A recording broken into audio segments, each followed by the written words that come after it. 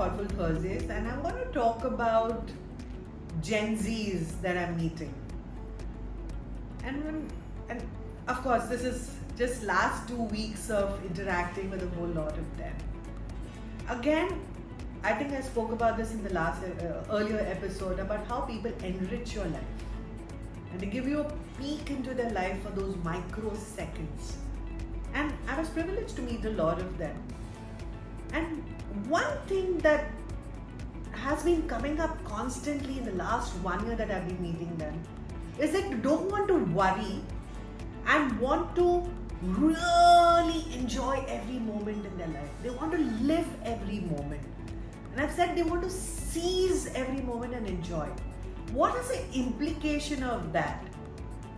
I see them traveling a lot more than what I would have done earlier.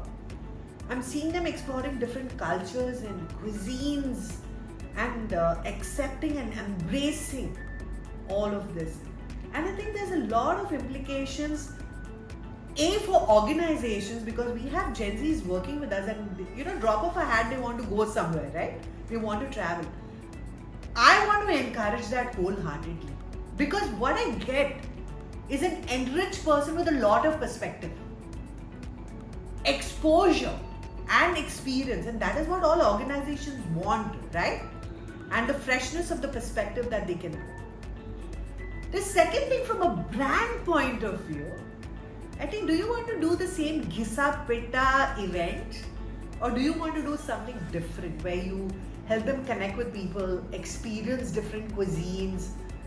I was watching a program on Netflix called Somebody Feed Phil, and he was talking about the Johnny Walker whiskey experience, and you're talking about tasting whiskey with flavors and customization and personality. And I said, wow! And that's what the Gen Zs are talking about, right? A very different experience, and therefore I think there's implications for organizations and brands. The second thing that I'm picking up while they're doing this, oh my God, we're just doing all of this. There's a subconscious thing that I'm picking up, which is uncertainty. And this uncertainty is about, will I have my job? What's going to happen with the world? How is all this climate thing going to pan out? And what I'm noticing, especially in the financial front, that many of them are saying, hey, I need a backup plan.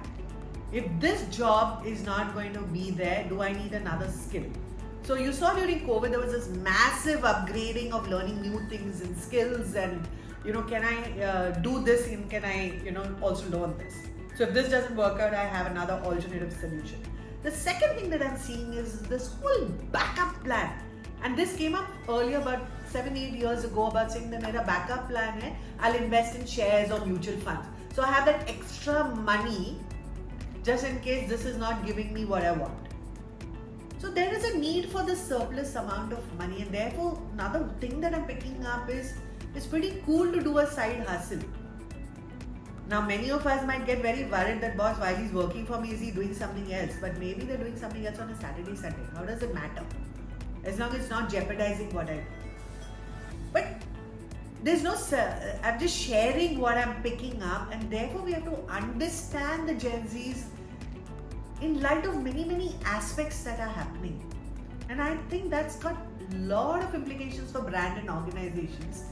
I would invite some of you to probably jam up with me and have these conversations. And I think that will give us a more grounded reality and perspective of this cohort segment that we all love to talk about, the Gen Zs. So if you want to know more and want to talk to me, reach out to us.